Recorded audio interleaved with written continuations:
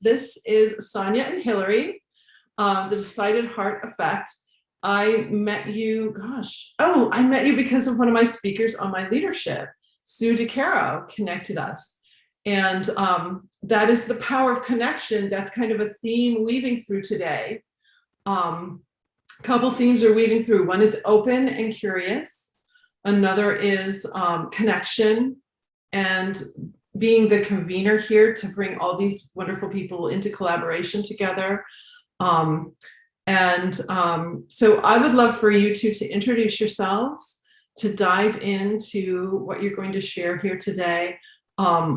Just being on your podcast, the energy you bring and what you're doing in the world is just so incredible. And I'm just excited for everyone here to learn. So, thank you so much. We're going to do a share because we do have a PowerPoint. Sure, I will make you co-hosts.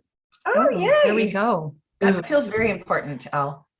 You are. You're VIP people here. Everyone here is a VIP. Everyone watching is a VIP. Aren't they, though? That's so true. That's so true. All right. Thank you. And then you can take that break. Thank you. I'll be right back. Hi, everyone. And I know Elle is just stepping away, but we truly do want to say thank you to her for coordinating this conference. We also wanted to say thank you to all the amazing speakers, like we just heard, the parents, the students, teachers, all those who are joining us to figure out how we're going to navigate back to school, the new fall. So today, we're going to be leading with a decided heart. What is that, right? We'll let you know. And one of the things that we're anchoring to is managing big emotions. And the more that we learn, how can we help our fellow parents, our teachers, especially our children at home, manage big emotions, our anxiety levels will go down. We won't be triggered as much. And if that happens, then we boost up the health and then our performance will increase. Absolutely. So this is us. My name is Sonja Montiel. Yes, I am an empath. I am a college counselor, change maker, and mother of dreamers. And Hilary, let me introduce to you.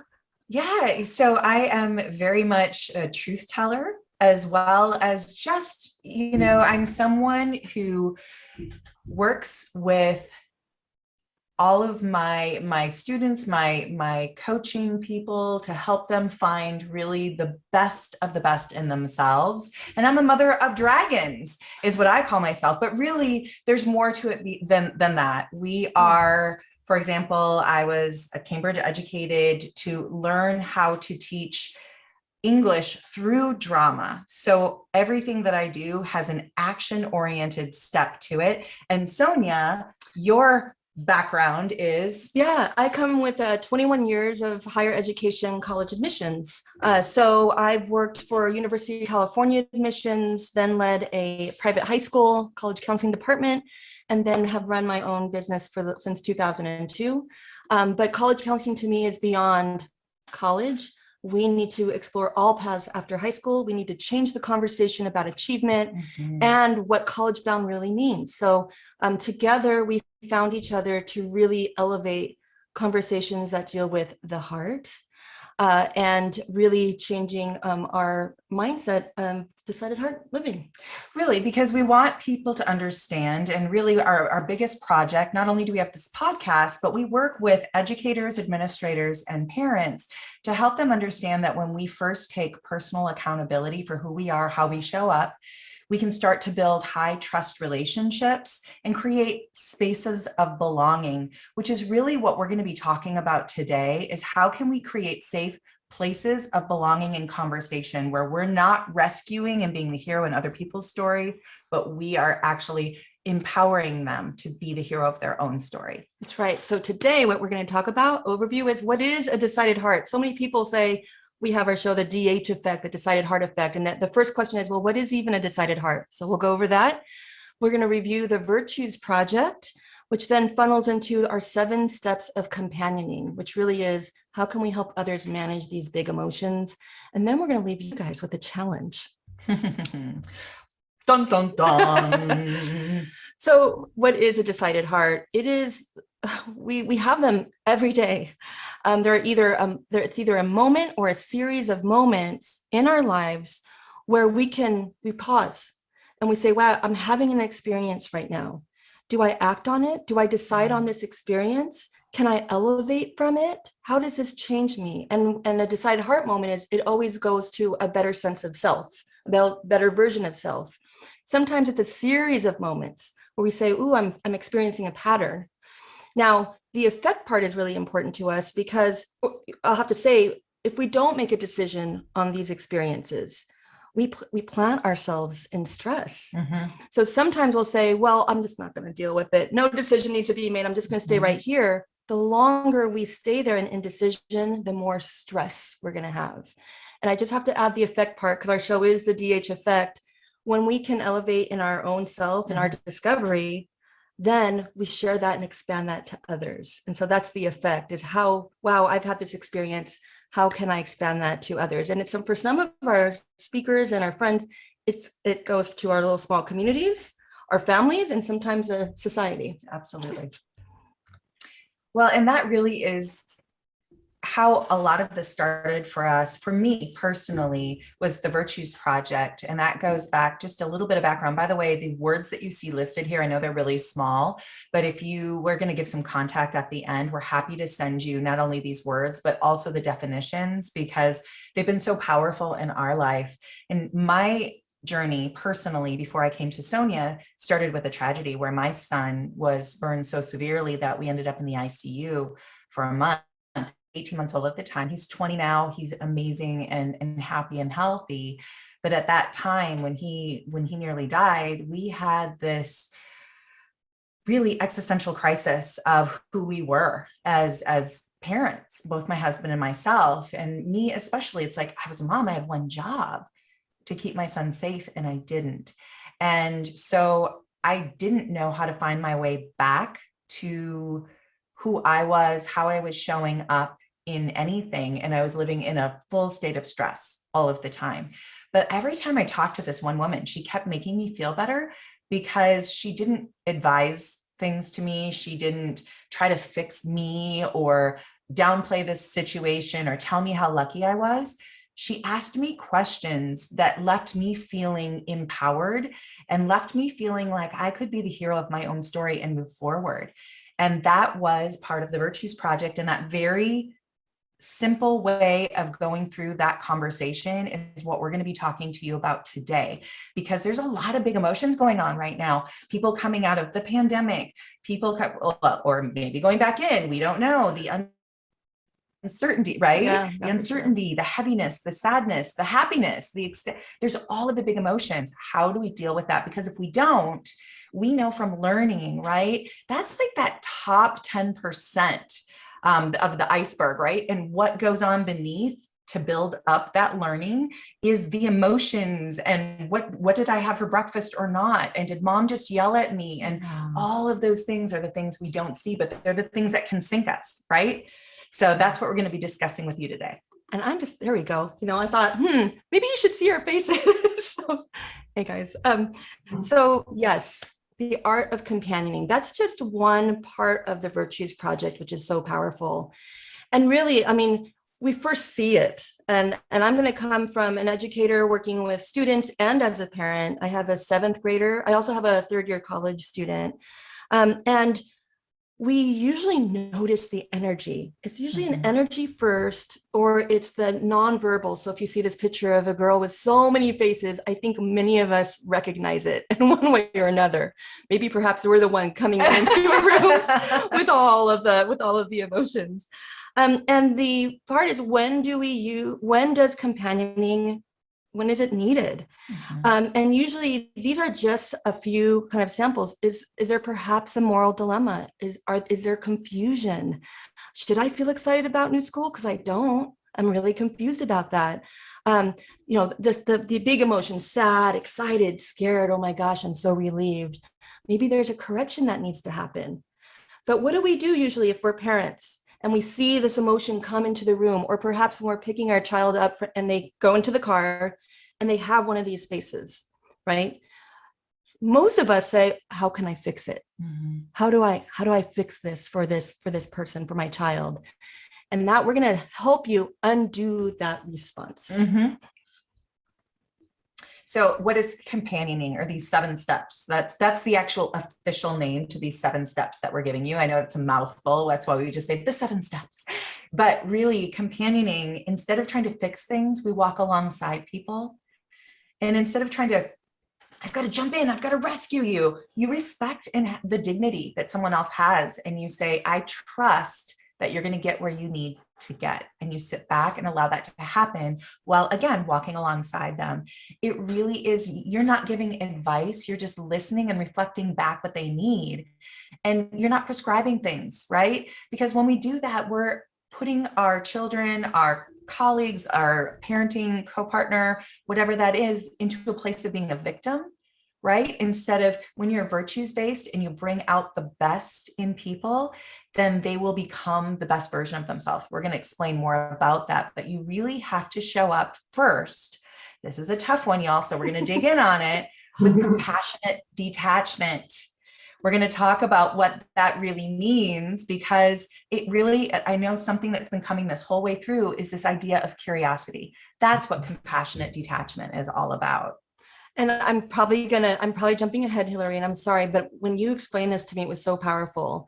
When our reaction is to wanting to fix, rescue, cure, advise, we're so sorry for you, we're actually disrespecting that other person. Yeah. We're taking away that experience, right, Elle? Stealing. Yes. Okay, stealing. We're stealing that a teachable moment. experience of that other person and say, you know what, you don't have the ability to handle it, so I'm going to do it for you. And so I think that was one of the most powerful things that you have taught me is, I respect this person so much, and I want them to celebrate and discover the capabilities that they have in their experience. I am just going to companion and walk alongside.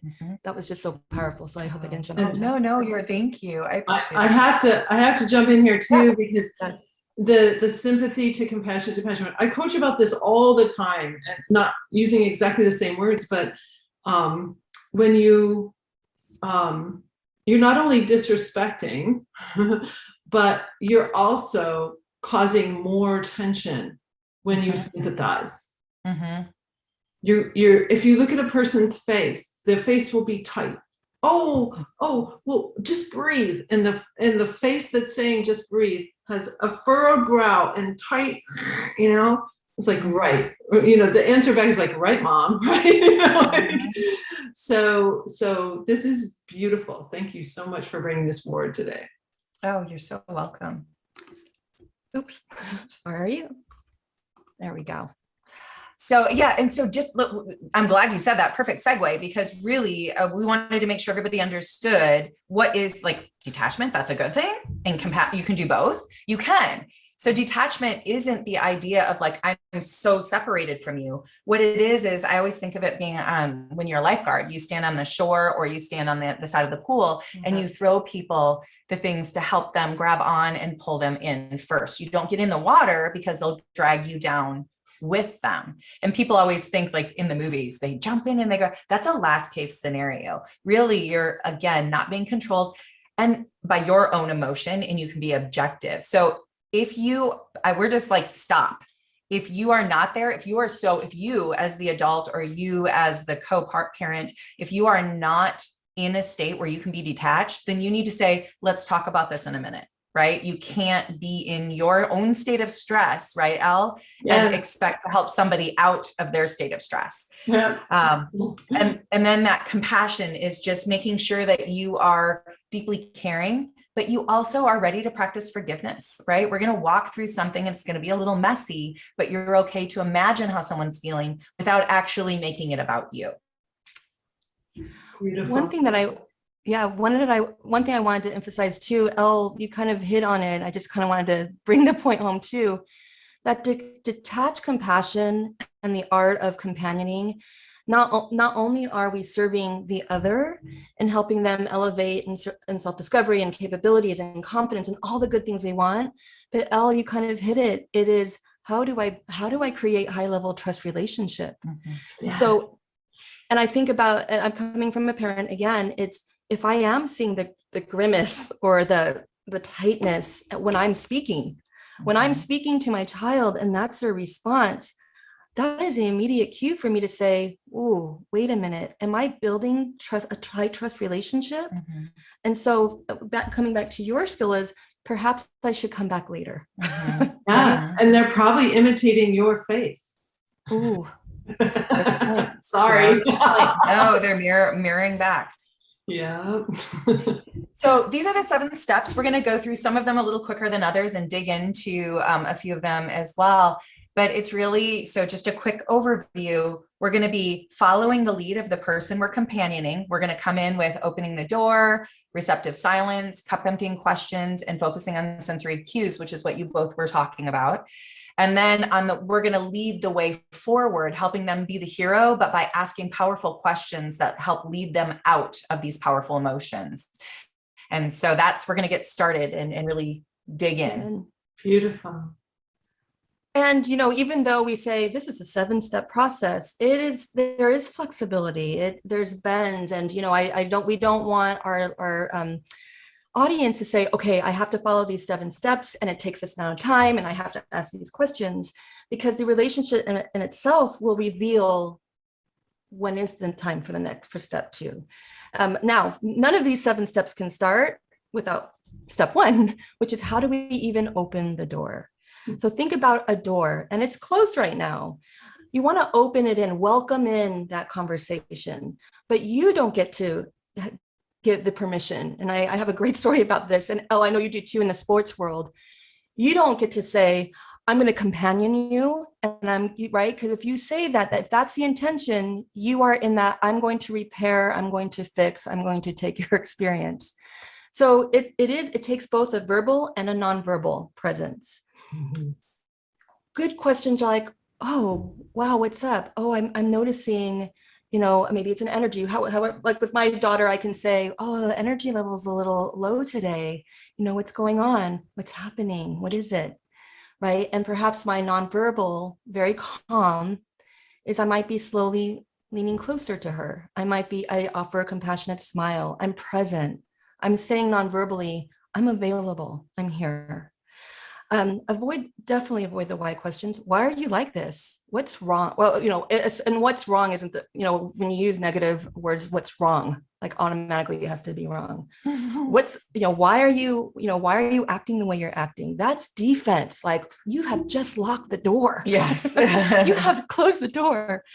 So that's your first opening. And I'm one great example I have. I was a soccer coach for a very long time. So youth soccer.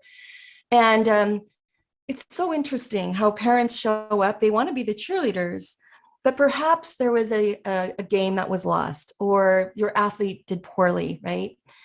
And I constantly hear parents giving the advice. You know what? Why did you play so poorly? Oh man, you must feel so bad about that loss. You're not welcoming this experience to come in and have your player, your child process what is going on. Of course, they know that it was a bad game. Of course, they know that it was lost. And I always tell parents, please ask permission. Please ask permission. And this is the door 1. Ask permission if they would like to listen, or perhaps they're coming in and if they just would like to process. So, Elle, you come from a sports world as well. Do you find that? Yeah. I have so many clients or parents. If I'm working with this teenage athlete, a student athlete, the parent will say, oh, my student never listens to me, or like, I'm trying to do this after whatever, whether it's good or bad, like they have a great race. A lot of times they're like, why does my student kind of push me away or not, and what I share is just zip your lips. You don't need to talk. She's setting up our next one. You just don't need to talk. And so I've had athletes that I could tell, don't say a thing, just walk beside them. That's so perfect. Just walk beside them. And you don't even know what might happen when you do that. And a lot of times the kid is just like brush off, well, next race will be better. It's not even a deal. We make it a deal. For sure. We make it a big deal sometimes, and so it's like, don't make it a big deal. It's just life. Sometimes we're up, sometimes it's just not quite so good, Absolutely. And this is the power of our step 2, which is, offer receptive silence. There's so much power. There's so much power in that. And, honestly, sometimes I use step 2 first. Sometimes just being silent in that presence and that energy and just, being available. And I use receptive silence really intentionally after schools, pre-pandemic when they come home from school. And I would just be in silence and be available in their space. Yeah. But this silence is so powerful because it's really communicating, I have time. There's time here. And I'm available and I'm present and I'm here for just you. And you can lead. And I just feel like what a way to, first of all, were we able to open the door? And then once that door is open, we can settle here and find that space and that rhythm, right? Well, I think it's so important, especially as women, no offense, women, but we tend to get nervous when there's silence and we think we have to fill it. And I have just a time I was coaching a gentleman, and he called me on the phone and I literally waited him out 5 minutes before I finally said, whatever it is you have to say must be really difficult. And then I left it silent again. And he said, it really is. And then the story came out, but if I would have talked and jumped in, I think he would have been done. So I think it's important for us to, even if it's uncomfortable for us, we need to learn to not always fill those spaces. Oops, I keep on. This is a really great point. And also, I've met parents. I mean, if you have a track athlete, you're there for like 4 to 6 hours at a meet. It's a long period of time. So I would see people like, hurry up, get in the car, like there's no time to even process what just went down. And so just urging people to like, what is that energy? Can your energy just be like, we have all the time in the world? Why are we in such a hurry? We have all the time in the world here. And that these words are beautiful, you two. Offer receptive silence. Do it with your energy too. It's open. Your heart is open. You're not in a rush. You're just really just being there. That's beautiful. And we're big in terms of the energy we put in is the energy that comes out. And I'll just share a story. First day of school was Wednesday for my 7th grader. I pick her up. She comes into the car and I offer that compassionate smile. I do not say, oh my God, how was it? Like, tell me about your day. There was this receptive silence. And guess what? It must have taken 10 seconds. And all of a sudden, she just spilled her entire day, big emotions of excitement and wanting to talk about what a treasure it was to be a recipient of that. And that's because the step 1 and 2, and that's all it took. So for that, it was kind of like, it only took the step 1 and 2, and I got to be there and companion her through that excitement. But we also have step 3. So step 3 is really, I think, the most crucial out of all of them, which is the asking the cup emptying questions. And by the way, if the door, you can't force this, right? So if you open the door and they don't come through, then you wait for another time, right? I just think it's important to say that. But I want you to think about, each one of us having this cup inside of us, right? And if we've had a day where like this happened and this happened and this happened and all these things happen and they're filling the cup that we have inside of us, it's ready to spill over. And we do one more thing and we might just say, do the dishes, but it's the last straw and everything comes out and it overflows and all of the yuck from the day comes out on us. And we're like, what the heck? What just happened? And so it's really important for us in those moments to assume the best. People are showing up just how they're capable of showing up in that moment. So assume that we need to help them empty their cup first before they're receptive to fill it with the good things, right? So it's really important for us to start to ask questions that help them to empty the cup so we can fill it, and really think about how our children, our spouse, whoever it is that we're companioning is showing up, and meet them at their energy level. And people always say, what do you mean meet them? If they're angry, I'm not going to meet them there. Yes, because here's the thing. If the person that you're talking to is like, I am so mad, blah, blah, blah, blah, right? You don't have to turn around and be like, you shouldn't be yelling, but you can say, I can really see that you're mad, and see my tone and my energy matched it, not angry, but the energy level. Because if you then go and you're like, oh, what's wrong? Hmm. Don't give me that, right? Because we have to meet them so that we can start to be the thermometer and bring them to a different place. So the next slide Yes. is really, these are some of those questions. Wow, I can see that you're worried. What is it that worries you the most? Or what is the hardest thing about this? So you can see the list of questions, but they're open-ended to allow them to really just get all of the yuck out.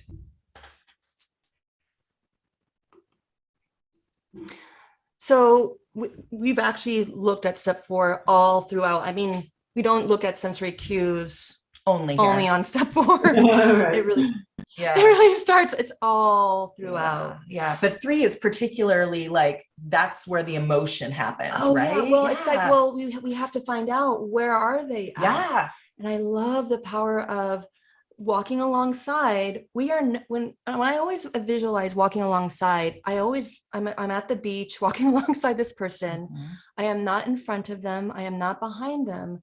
I am just beside them. Mhm. So, and I'm constantly looking at cues, and I want to follow their lead because it is their experience. And what helps me detach is I'm almost internally celebrating that they can have this experience, Mhm. because I know the outcome is that they're going to self-discover an ability or capabilities like, you know what? I can work this out. Mhm. And so that helps me detach. So we focus on the sensory cues. We don't detract, we don't distract, right? Because a lot of things where, if our daughter comes to my daughter my daughter comes home from school and she's like, I can't believe that there's so much homework, I'm so frustrated. If I distract and say, that's so wrong, yeah, they shouldn't have done all that homework, right? We've distracted them from their own experience, and we're having them say, yeah, blame something else. Mhm. We don't want to do that. We don't want to detract or distract. Or here's a cookie. Oh, right. Yeah, let me feed you a snack. Right? You want a snack? Yeah. So just completely turning it from what's going on. Right. For sure. I think it's important, and you've said this before, the repeating back with empathy.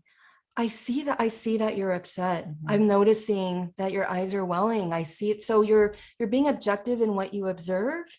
And that helps them open up, like, yeah, you're right. I'm actually really upset right now. So that really kind of lengthens that conversation and helps them dig deeper. We say if something's physical, we have a great example of this. If they are physically hurt, right? We don't say, oh my God, you're okay, get a Band-Aid because we want to rescue.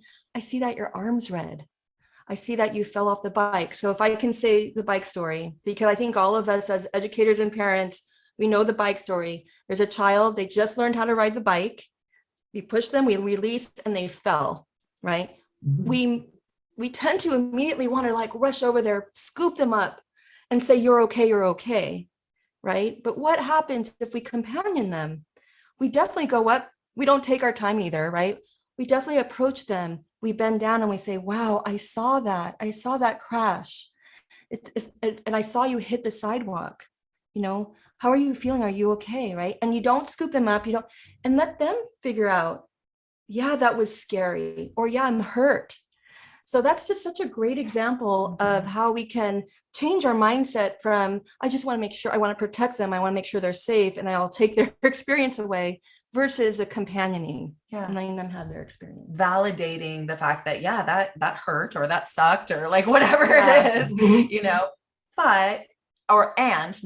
and how are you going to respond next, and allow them the space to do that. I have when I fell off my bike for the first time, I just laughed hysterically. Like, I thought it was funny, like humorous. Like, look at that. Yes. Isn't that, I love that. And that's such a great place to be in. Yeah. And so now we're on our way out in this step 5. We're kind of, all right, cool. We opened the door. We were quiet for a bit. We held space. We got all the yuck out. And now we're ready to start coming out of this. Let's start to refill them up with some of these virtue words that we had listed. The power of the virtues are that every religion, every culture, anything you can think of was studied, and the words that were repeated were the words that they use, because they hold power for us in a different way. Even though brave is a great word, Courage is the word that for some reason evokes certain feelings in a different way. So the words that we have listed that we saw earlier are all words that have evidence behind why it is that they're powerful to use. And we all have them inside of us. That's the cool thing, is we may look at them and think, oh my gosh, I'm not very assertive. No, you have the capability of being assertive, but maybe you need to work on your confidence to help get the assertiveness, or maybe you're overly assertive. So we have to work on tact, or we have to work on gentleness. So now we're going to start to refill this cup and help them get to being the hero of their own story and reflect on what they need. So you've heard them and they're really, really upset because their friend was really mean to them. So we can turn around, we're like, okay, what this is going to take is some courage for them to have the conversation. So you say, oh, I hear you. Well, what would give you the courage to tell Susie that that hurt your feelings? And then sit back and wait. What would it look like if you told your teacher that this assignment is really frustrating to you and you need a little help? Step back, let them create their own solution. You're not only helping them be a problem solver further on. And by the way, we do this with one another. This isn't just for teachers and coaches and parents with kids. And you can even do this as you're journaling. I do this with myself when I know and I can feel a big feeling. It's like, okay, what do I need right now? And it's taking the time and the space to reflect, to move ourselves into a more positive space where we're using our virtues to move us forward. Beautiful. And so, and I just have to say, my daughter has been a bit trained on the Virtues Project, thanks to Hilary. And it's amazing that she has vocabulary to express and identify where the issues might be. So for example, she's been using tact a lot. So, man, my friend, she's so rude and bossy. That's what she would have said pre-virtues. Now she's saying, my friend could use a little bit more tact. And then I'd be like, that is so observant. Is there a way, how do you see yourself in helping your friend develop more tact? Or is that just through your friend's experience? And just changes the perspective of the issue a lot when we start to fold in virtue words rather than judgment words. I love it. And the closing of all this is the action. So we brought that, they've invited us in, we've walked alongside them and their experience and having them reflect upon what the issues are, how they're feeling, what are the virtues that are needed. But this number 6 is absolutely important because we want to leave them it's a bit better than we found them. And so we want them to identify what the next action is. So closing with, what has been helpful to you about talking about this? What is clearer to you now? And again, sit back and wait, because they will say, you know what, maybe I will kind of address Susie tomorrow. I'll come in with tact, but it did hurt my feelings. I think I might do that tomorrow. And so kind of closing up with an action, the smallest bit of action where they're at, is really one of the most important things in companioning. Yeah. Because otherwise they're just sort of left going like, great conversation, but now what, right? So this is the now what, but we really do want to leave them better than we found them. So the very final step 7, is about giving these acknowledgements. If your child, if your spouse, if your fellow teacher, whoever has taken the time to disclose to you and be honest with you, thanking them, oh, wow, I have to tell you, it took so much courage for you to have this conversation with me. Thank you so much. And you can continue. Think about what it was. Wow, it showed so much humility, and for you to take responsibility that you were the one who didn't turn in that assignment, and you're going to go to your teacher and you're going to ask for a second chance. I really, really applaud you for that sense of responsibility, but humility in owning it. So it really is leaving them going, yes, I am, because this is the superhero part. Not only did I get all the yuck out, I know what I'm doing next, and I'm kind of awesome. It's great. And this is something where, we get into a habit because it's easier, like, oh, you're just so nice. Yeah. Oh, I love that you're so pretty today. But well, what does that mean for me? Like, okay, actually we were pretty today. Like, thanks. Is it just my clothes that makes me pretty? But what if you'd rather hear like you have absolute purpose purposefulness in what you do. And I Mhm. so am inspired by that. Mhm. Man, I feel pretty. Mhm. If I heard that rather than Yeah. you're so pretty today. You know? Well, that's so true. And like Al, like we are so inspired by your commitment to helping other people be able to own what it is that triggers them and not allow it to rule their lives and move into a pressure-free, lovely, joyful experience. And you show up in service and love. Does that feel different than if I said, "Oh, you're really cool, Al"? And you are Oh, this is funny because I found myself like leaning in. Oh my goodness, this is so, that's great. Oh, yeah. I'm so glad. So the challenge we're going to leave you with, we really want to ask you to really truly listen first and show up in curiosity and think about these 7 steps as you go through it. And the fact that really we want to help other people be heroes of their own stories, right? Because true leaders create other leaders. They don't create followers. And that goes in our own homes as well, so that we leave these people better than we find them. And we just want to say, feel free to like subscribe, like go to our website, whatever that is, and we can certainly help you with these definitions.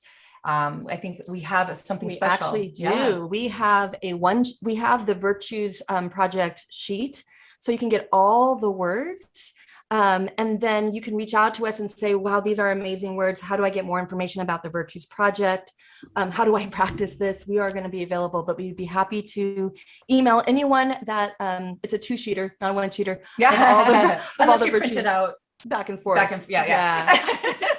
And yes, so just subscribe. We do, Elle, you mentioned you have been if everyone, one of the challenges too is go to episode 7 on 57. 57. What did I say? 7. Oh, so That's okay. 57. Go to episode 57, everybody, because you will have a special guest to hear, which is our very own Elle, which was a real powerful conversation about stress overall. And I still apply some of the things that you have taught me every day. Right. Wow. We're available. We have a website. We've got emails. We've got all the things that you can reach us out to. So just so thankful that you've invited us to your conference today. Thank you so much. That, like I was telling, feel free to rewatch. For those of you on the recording watching this, I go back and I rewatch these. It's like hard to take notes, and I really just watched you and listened to you. And I can't wait to go back and actually take notes from this, because just 1 or 2 word changes makes a total difference in a student's life. I mean, just a couple of ways that you start interacting with them, even if you just take a little bit of time to really think about how you want to step beside your student. Again, I go back to that after the race deal. And I remember this one mom in particular, she's like, I don't know what to say to my kid after the race. They're never happy with anything I say. And I'm like, that's because you're trying to say something. Right? Exactly.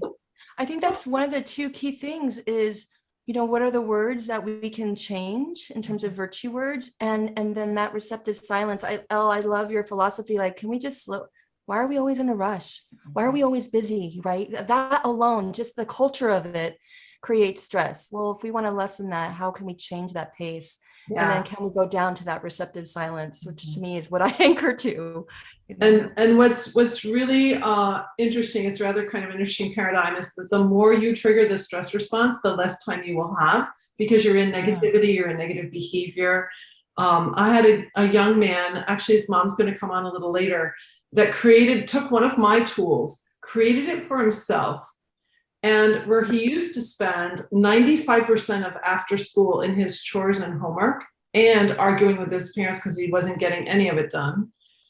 He flipped the script for himself using a tool. He's 60% of his time after school now, actually 40% is chores and homework and 60% is free time. So we don't understand what the stress response is doing to us time-wise until you're out of it. Right. And it's huge when you can, your whole emotional response will change. But when you're under the influence of stress hormones, you can't even see how you're responding to your child, which is why some of this can be so difficult for people. And I encourage people to, take what you've learned here from Sonja and Hilary and be gentle with yourself. Mm-hmm. That's so true. Because you've had a pattern, however old your baby is, probably in utero even, Like you've had that same pattern for all these years. So give yourself the grace to start incorporating new patterns in. And For sure. And yeah. can I just end with trust with that too? Because I only learned the Virtues Project like within the last year and a half. And I told you I had a 7th grader and a college age student. And you know, when you develop that trusting relationship, it's the forgiveness is there. You know, like you just want to kick yourself in the butt, like, oh my God, all this time.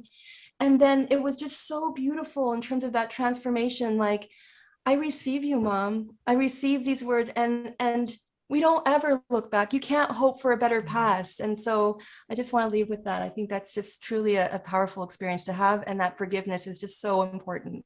That's beautiful. And you two get hearts today. You got your hearts on. We do.